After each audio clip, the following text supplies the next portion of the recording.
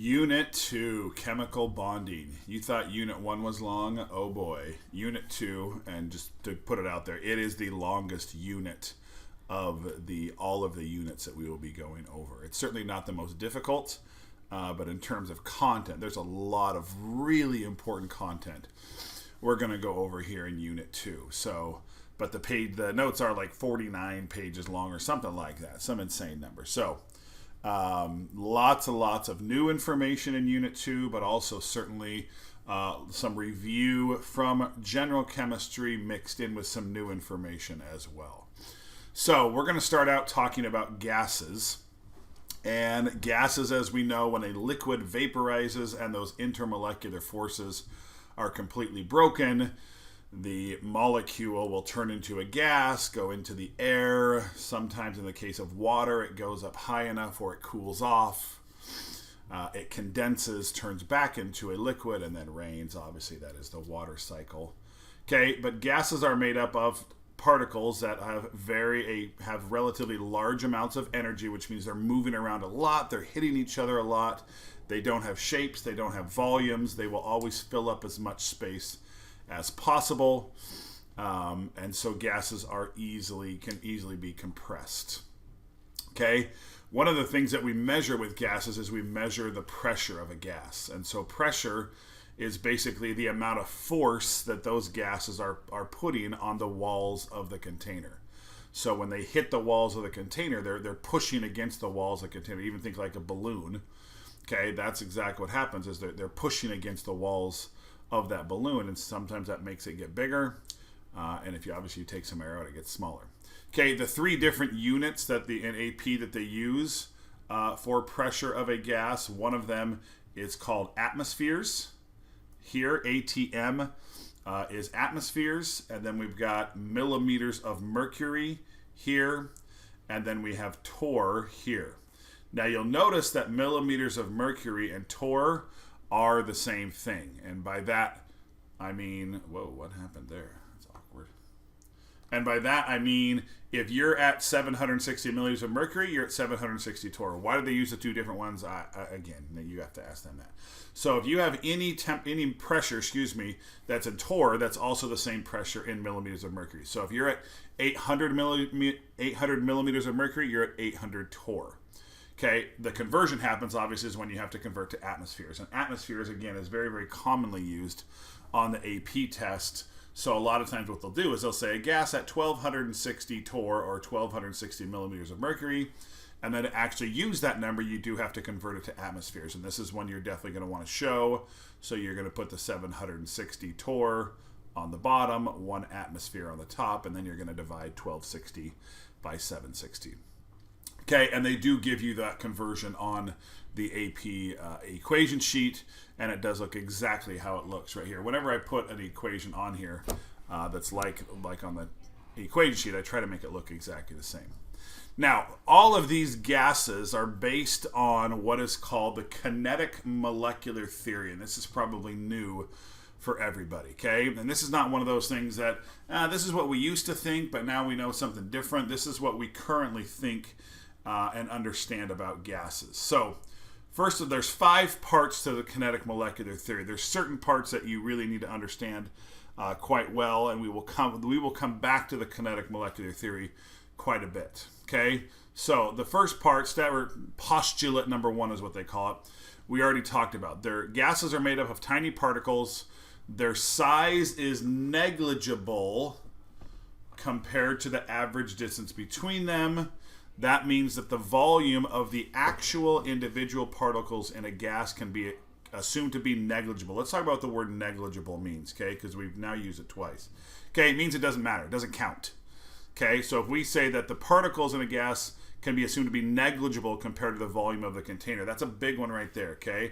The particles in a gas can be assumed to be negligible compared to the volume of the container, which means, think about it, if you have a 5-liter container, let's say, and you put some gas in there, do you really have 5 liters of free empty space?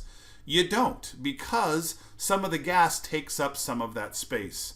But what we're saying here is we're saying that these particles of the gas are so small that we say, you know what, when it's a 5-liter container, even though it's not really a full empty 5 liters because the gas takes up some of that space, it's close enough. Okay? So therefore, we say the total volume that gas fills is almost all empty space.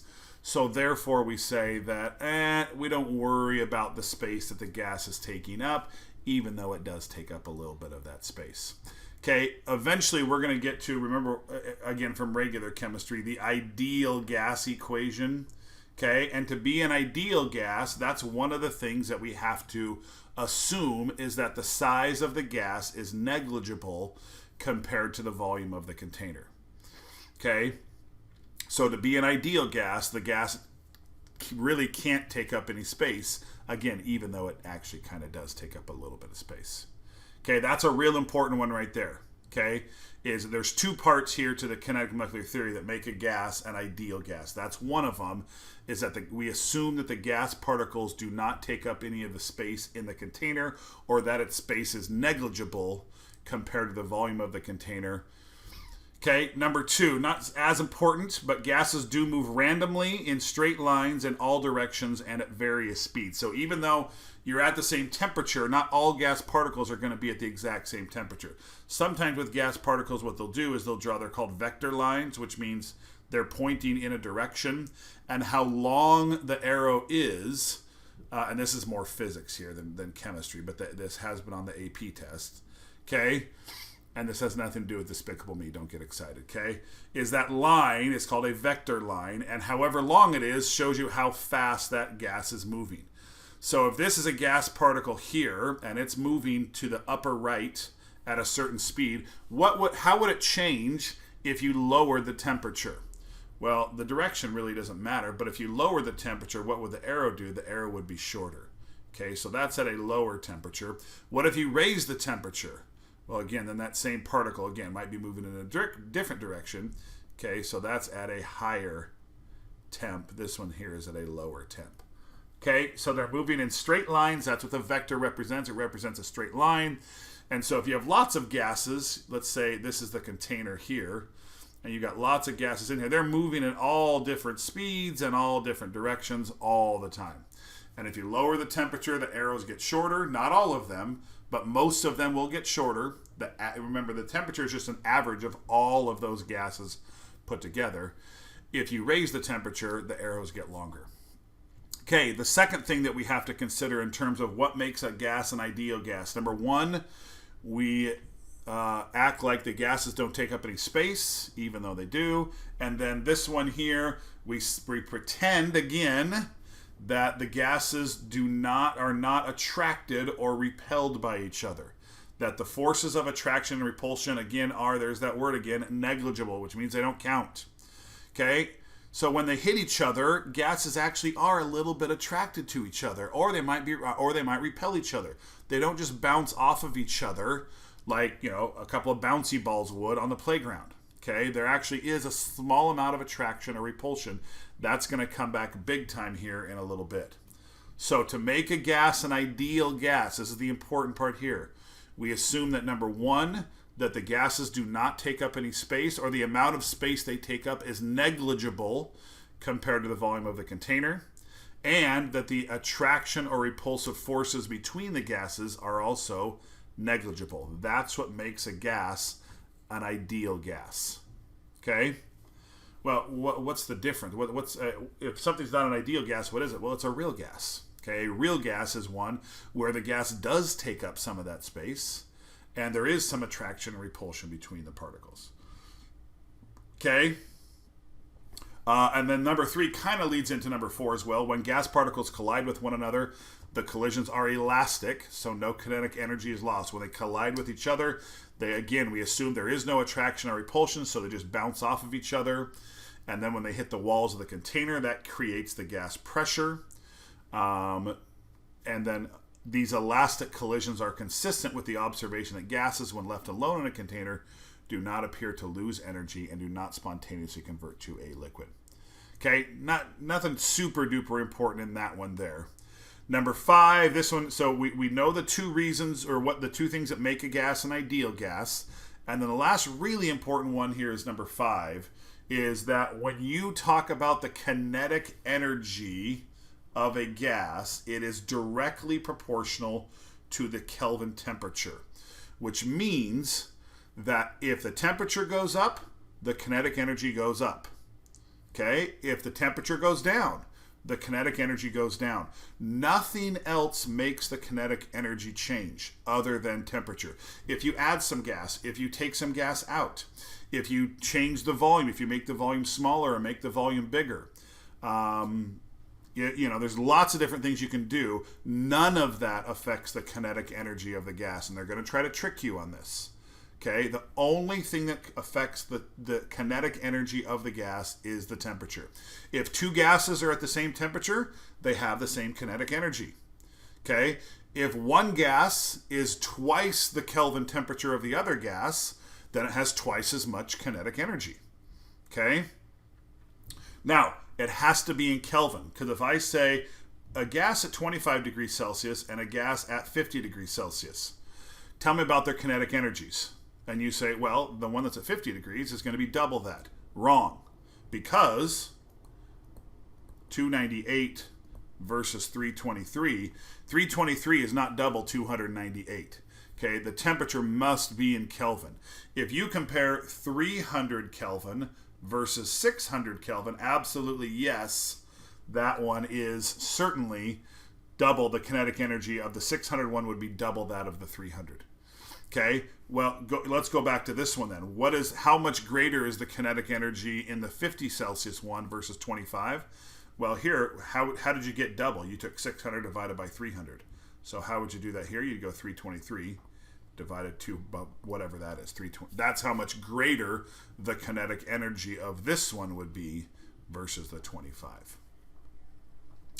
Okay, now, Kelvin eliminates the problem of negative temperatures. You cannot have a negative Kelvin temperature. You can have a negative temperature change if a gas goes down by 25 Celsius or 25 Kelvin. We saw this in unit 0. Then absolutely it can go down by a certain amount. But the lowest temperature you can get to is that 0 Kelvin. Okay, absolute 0 is 0 Kelvin. And then again, when the temperature of the two gases are the same, the kinetic energy is also the same. Okay, kinetic energy, again, only dependent on temperature.